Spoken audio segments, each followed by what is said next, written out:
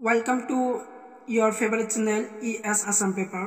আজি যেহেতু তোমালোকৰ আগত লৈ আইছো BA second semester for your undergraduate program course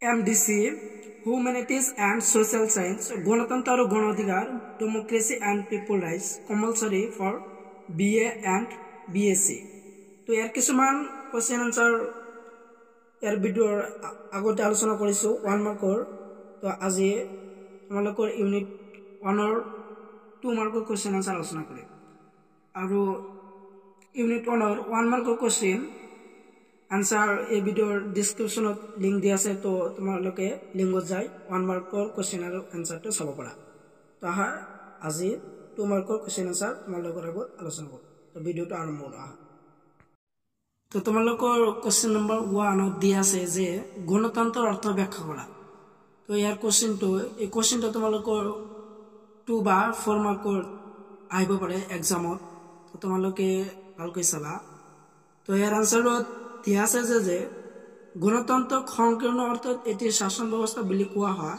য'ত জনগণে প্ৰত্যক্ষ অথবা পৰোক্ষভাৱে শাসন কাৰ্যত অংশগ্ৰহণ কৰিব পাৰে তো সম্পূৰ্ণ তোমালোকৰ আনসাৰখিনি ক'বলৈ সক্ষম নহ'লো কাৰণ সম্পূৰ্ণখিনি কৈ দিলে বেছি দীঘলীয়া হ'ব তাৰ কাৰণে মই জাষ্ট তোমালোকৰ কোৱেশ্চনটো কৈ দি আছো আৰু তোমালোকে আনসাৰখিনি চাই ল'বা কাৰণ আনসাৰটো মই তোমালোকক স্ক্ৰীনত দি আছো এই আছে তোমালোকৰ গণতন্ত্ৰৰ অৰ্থ ব্যাখ্যা কৰাৰ আনসাৰ এটো চাবা তোমালোকে আৰু যিবিলাকৰ মডেল আছে তো এইবিলাকে তোমালোকে আস্তানি ল'বা তোমালোকৰ এক্সামৰ কাৰণে অতি ইম্পৰ্টেন্ট হয় এই কোৱেশ্চনটো আৰু কোৱেশ্চন নম্বৰ 2 হল যে গণতন্ত্ৰৰ সংজ্ঞা লিখা এই কোৱেশ্চনটো তোমালোকে চাবা আৰু মডেল লগত মিলাই ল'বা মডেল পেজ নম্বৰ 13 ত দিয়া আছে কোৱেশ্চনটো তোমালোকে মডেলৰ পেজত মিলাই ল'ব পাৰা তো এৰ আনসাৰটো তোমালোকে চাবা চাই লোৱা তো আনসাৰটো তোমালোকে দি আছো আৰু তোমালোকৰ খ আৰু ঘ আৰু ছ তোমালোকৰ ছটা দি আছে আনসাৰত তো এইটো চাই লোৱা আনসাৰত কি দি আছে আৰু মডেলৰ পেজ নম্বৰ 14 ত দি আছে এইটো চাবা আৰু কোৱেশ্চন নম্বৰ 3 টো চাবা যে 3 টো হল যে প্ৰত্যক্ষ গণতন্ত্ৰ কি তো ইয়াৰ আনসাৰটো চাবা ইয়াৰ আনসাৰটো চাই লোৱা এই কোৱেশ্চনটো তোমালোকৰ এক্সামৰ কাৰণে অতি ইম্পৰ্টেন্ট হয় তো এইটো ভালকৈ চাবা মডেল পেজ নম্বৰ 14 ত দি আছে প্ৰত্যক্ষ গণতন্ত্ৰ কি তো ইয়াৰ আনসাৰটো চাই লোৱা আৰু কোৱেশ্চন নম্বৰ 4 ত দি আছে যে কোৱেশ্চনটো হল যে পৰোক্ষ গণতন্ত্ৰ বা প্ৰতিনিধিমূলক গণতন্ত্ৰৰ বিষয়ে চমুকৈ লিখা এইটো চাই লোৱা এইটো তোমালোকৰ এক্সামৰ কাৰণে অতি ইম্পৰ্টেন্ট হয় এইটো চাবা তো ইয়াৰ আনসাৰত তোমালোকে আনসাৰটো ভালকৈ চাই লোৱা যে আনসাৰটো হল যে বৰ্তমান সময়ত গণতন্ত্ৰ বুলি ক'লে পৰোক্ষ বা প্ৰতিনিধিমূলক গণতন্ত্ৰকে বুজা হয় প্ৰত্যক্ষ গণতন্ত্ৰ হল আধুনিক ৰাষ্ট্ৰৰ বিকাশৰ লগে লগে সৃষ্টি হোৱা শাসন প্ৰণালী গণতন্ত্ৰত জনসাধাৰণৰ ক্ষমতাৰ উৎস আৰু জনগণৰ হাততেই ক্ষমতা ন্যস্ত হৈ থাকে প্ৰত্যক্ষ গণতন্ত্ৰত জনগণে নিজেই সেই ক্ষমতা ব্যৱহাৰ কৰে কিন্তু পৰোক্ষ গণতন্ত্ৰত জনগণে নিৰ্বাচনৰ জৰিয়তে প্ৰতিনিধি নিৰ্বাচন কৰি সেই প্ৰতিনিধিৰ জৰিয়তে ক্ষমতা ব্যৱহাৰ কৰে আৰু আনসাৰটো তোমালোকে সম্পূৰ্ণখিনি চাই ল'বা আৰু তাৰপিছত চাবা কোৱেশ্চন মডেলৰ পেজ নম্বৰটো হল যে 16 আৰু তোমালোকে 16 পেজৰ 7 নম্বৰ কোৱেশ্চনটো চাবা এক্সামৰ কাৰণে তো 7 নম্বৰ কোৱেশ্চনত দিয়া আছে যে নিৰ্বাচন আৰু নিৰ্বাচনী প্ৰক্ৰিয়া বুলিলে কি বুজা তো ইয়াৰ আনসাৰটো চাবা আনসাৰটো চাই লোৱা আনসাৰত তোমালোকৰ স্ক্ৰীনত দিয়া আছে তো তোমালোকে আনসাৰটো চাবা আৰু যিবিলাকৰ মডেল আছে তো মডেলৰ তোমালোকে আস্তানি লোৱা 7 নম্বৰ কোৱেশ্চনটো এক্সামৰ কাৰণে অতি ইম্পৰ্টেন্ট হয় এইটো চাই লোৱা আনসাৰটো আৰু তাৰপিছত চাবা কোৱেশ্চন নম্বৰ 8 যে নিৰ্বাচন কেই প্ৰকাৰ আৰু কি কি তো তোমালোকৰ আনসাৰত দিয়া আছে যে নিৰ্বাচন 2 প্ৰকাৰ পোনপটীয়া বা প্ৰত্যক্ষ আৰু পৰোক্ষ নিৰ্বাচন। তো এইটো চাবা। তো এনচাৰটো তোমালোকে চাই লোৱা। এনচাৰটো এইখিনি আছিল নেকি?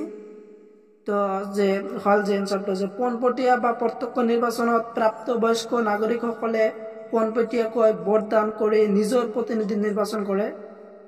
আকৌ পৰোক্ষ নিৰ্বাচনত প্ৰথমে নাগৰিকসকলে কিছু সংখ্যক নিজৰ প্ৰতিনিধি নিৰ্বাচন কৰে আৰু পিছত সেই প্ৰতিনিধিসকলে চূড়ান্ত প্ৰতিনিধিসকলক নিৰ্বাচন কৰে। তো এই আছিল এনচাৰ 8 নম্বৰ কুৱেশ্যনৰ নিৰ্বাচন কেই প্ৰকাৰ আৰু কি কি।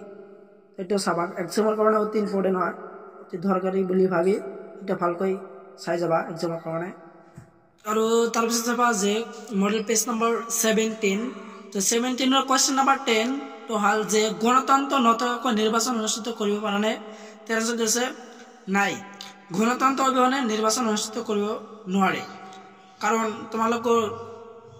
কেইটা দিয়া আছে? তো কাৰণ তোমালোকৰ 5টামান দিয়া আছে। কাৰণ কেইটা তোমালোকে চাই লোৱা স্ক্ৰীনত। মই তোমালোক কাৰণ কেইটা তোমালোকক দেখাই আছো আৰু তোমালোকে স্ক্ৰীনত চাই লোৱা যে কাৰণ কেইটা, যে গণতন্ত্ৰ নথকাকৈ নিৰ্বাচন অনুষ্ঠিত কৰিব পাৰা নে নোৱাৰা। কাৰণ কেইটা তোমালোকে চাই লোৱা। ক, খ, ঘ, অংগ। তো তোমালোকৰ 5টামান দিয়া আছে কাৰণ, এটা চাই লোৱা।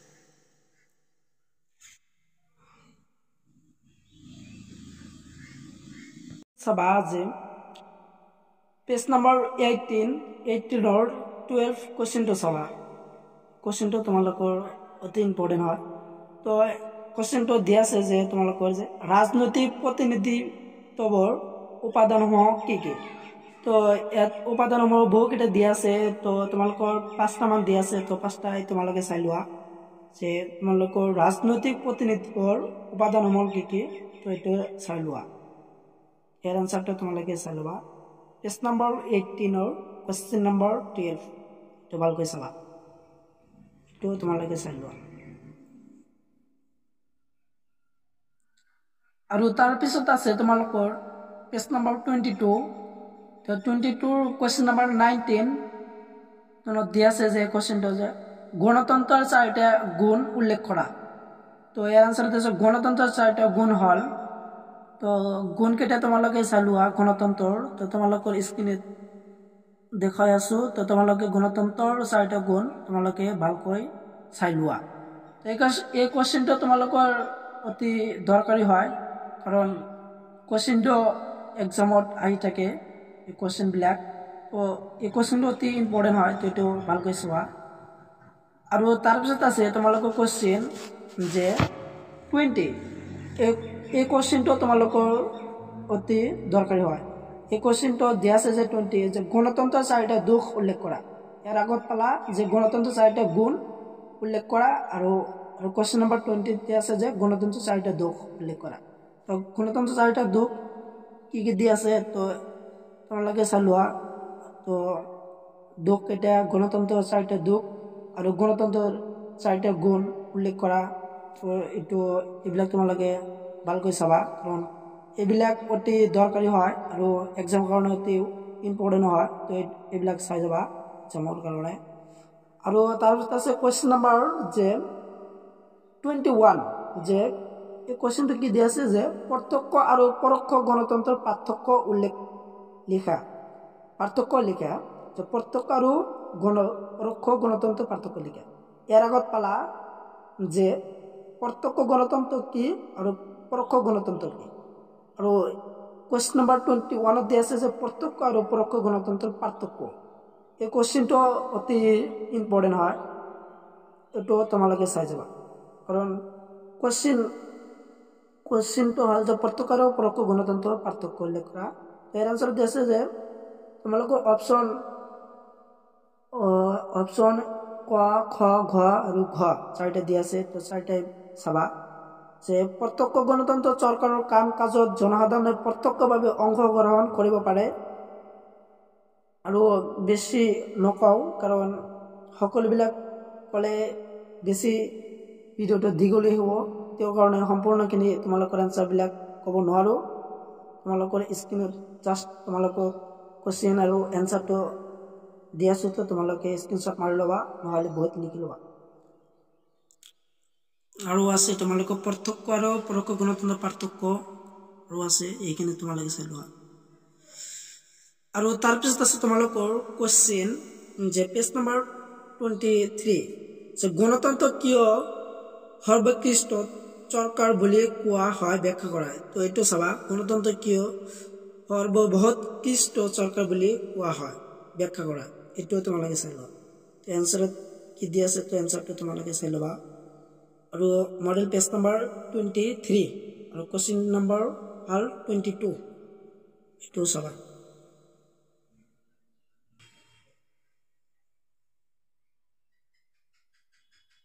তাৰপিছত আছে তোমালোকৰ মডেল পেজ নম্বৰ 25 কোৱেশ্চন হল যে তোমালোকৰ 25 যে অধিকাৰ মানে কি উদাহৰণ দিয়া। তো এই আনসাৰটো চাই ল'বা।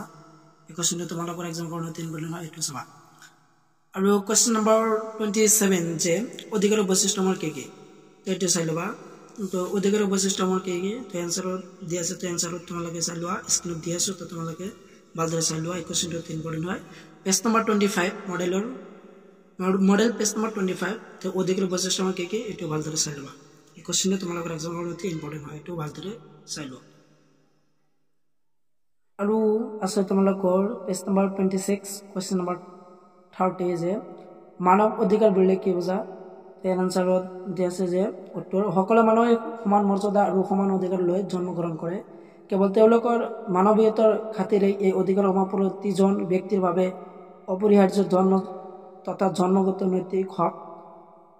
আৰু কিবা কি দিয়া আছে তো তোমালোকে সম্পূৰ্ণ চাই ল'বা। এনসাৰটো তোমালোকে চাই ল'বা। এই কোৱেশ্চনটো তোমালোকে ভালদৰে পঢ়িবা।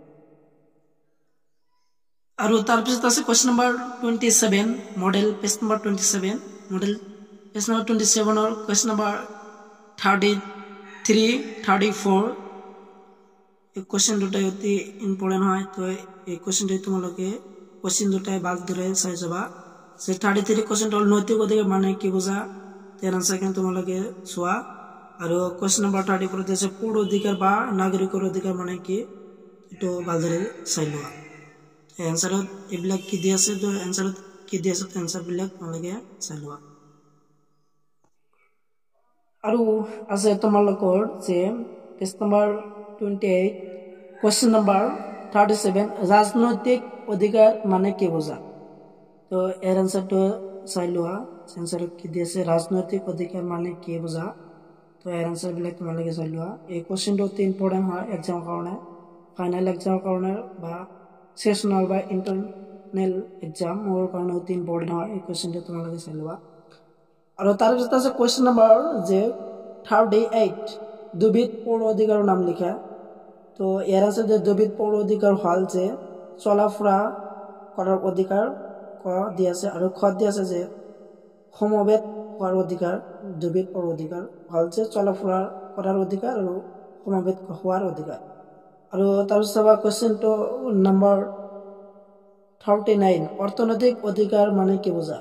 তো এইটো তোমালোকে চাই ল'বা। এই কোৱেশ্চনটো 3 বনোৱা তো এইটো ভালদৰে চাবা। অৰ্থনৈতিক অধিকাৰ মানে কি বুজা। তো আছিল এনসাৰ অৰ্থনৈতিক অধিকাৰ মানে কি বুজা। আৰু তাৰপিছত চাবা যে মডেল পেজ নম্বৰ 29 40 কোৱেশ্চন মৌলিক অধিকাৰ মানে কি। এই কোৱেশ্চনটো 3 ইম্পৰ্টেণ্ট হয় এইটো চাবা যে মৌলিক অধিকাৰ মানে কি। মৌলিক অধিকাৰ কেইটা দিয়া আছে তো মৌলিক অধিকাৰ ক খ ঘ খ ছটা দিয়া আছে যে সমতাৰ অধিকাৰ স্বাধীনতাৰ অধিকাৰ অখণ্ডতাৰ অধিকাৰ ধৰ্মীয় অধিকাৰ শিক্ষা আৰু সাংস্কৃতিক অধিকাৰ আৰু সাংবিধানিক অধিকাৰ। আগতে 7টা আছিল। তো সম্পত্তি অধিকাৰ উঠাই দিয়া হৈছে 44তম সংশোধনী আইনৰ অনুসৰি। তো এতিয়া আৰু 6টা আছে মৌলিক অধিকাৰ। তো এইটো তোমালোকে এনসাৰটো চাই লোৱা। এই কোৱেশ্চনটো অতি ইম্পৰ্টেণ্ট হয় যে যিবিলাক তোমালোকে কোৰ কোৰ্চৰ পলিটিকেল লৈছা সেইবিলাকৰ অতি ইম্পৰ্টেণ্ট হয়। মৌলিক অধিকাৰ মানে কি মৌলিক অধিকাৰ কি কি এই কোৱেশ্চনটো অতি ইম্পৰ্টেণ্ট হয় পলিটিকেল কাৰণে আৰু MDC হিউমেনিটি এণ্ড ছ'চিয়েল সায়েন্সৰ কাৰণে অতি ইম্পৰ্টেণ্ট হয় কোৱেশ্চনটো। এই কোৱেশ্চনটো অতি গুৰুত্বপূৰ্ণ হয় এইটো ভালদৰে চাবা। এইবিলাক এই কোৱেশ্চনটো অতি ইম্পৰ্টেণ্ট হয় কাৰণ এক্সামত আহি থাকে। আৰু তোমালোকৰ শেষৰ কোৱেশ্চন যে মডেল পেজ নম্বৰ 30 নহয় 30 তো তোমালোকৰ আজিৰ শেষৰ কোৱেশ্চনটো হ'ল যে কোয়েশ্চন নাম্বাৰ 43 ৰাষ্ট্ৰসংঘৰ সাৰ্বজনীন মানৱ অধিকাৰ ঘোষণাপত্ৰ উল্লেখ থকা কেইটামান অধিকাৰৰ নাম লিখা। তো এৰ এনসাৰটা মই কৈ দি আছো, তো তোমালোকে চাই লোৱা যে এৰ উত্তৰটো হ'ল যে 1948 চনৰ 10 ডিচেম্বৰত ৰাষ্ট্ৰসংঘই সাৰ্বজনীন মানৱ অধিকাৰ ঘোষণাপত্ৰ গ্ৰহণ কৰিছিল। এই ঘোষণাপত্ৰৰ জৰিয়তে ৰাষ্ট্ৰসংঘই সদস্য ৰাষ্ট্ৰবোৰক মানৱ অধিকাৰ সুৰক্ষাৰ বাবে আহ্বান জনায় আৰু মানৱ অধিকাৰৰ ব্যক্তিৰ সাৰ্বজনীন অধিকাৰ উদাহৰণস্বৰূপে জীৱনৰ অধিকাৰ, মত প্ৰকাশৰ অধিকাৰ, ভয় আৰু অভাৱৰ পৰা স্বাধীনতা লাভৰ অধিকাৰ, বিশ্বাস আৰু উপাসনাৰ অধিকাৰ, শিক্ষাৰ অধিকাৰ। তোমালোকৰ যে ৰাষ্ট্ৰসংঘ সাৰ্বজনীন মানৱ অধিকাৰৰ ঘোষণাপত্ৰৰ উল্লেখ থকা কেইটামান অধিকাৰ। তো এইটো তোমালোকে চাই লোৱা যে তো আজিৰ ভিডিঅ' এইখিনি আছিল। তোমালোকৰ যিবিলাক মই কোৱেশ্চন দিলোঁ তো ইম্পৰ্টেণ্ট হয়, তো এইবিলাক ভালদৰে চাই যাবা, যিকোনো এক্সামৰ কাৰণে হওক অতি ইম্পৰ্টেণ্ট হয়, ভালদৰে পঢ়িবা। আৰু মই যিবিলাক কোৱেশ্চন দিলোঁ এইবিলাক কোৱেশ্চন তোমালোকৰ 2 বা 4 মাৰ্কৰ আহিব পাৰে, তো তোমালোকে ভালদৰে চাবা। তো আৰু ভিডিঅ'টি যদি ভাল লাগে তেনেহ'লে তোমালোকৰ বন্ধু বান্ধৱীৰ লগত বেছি বেছি শ্বেয়াৰ কৰিবা।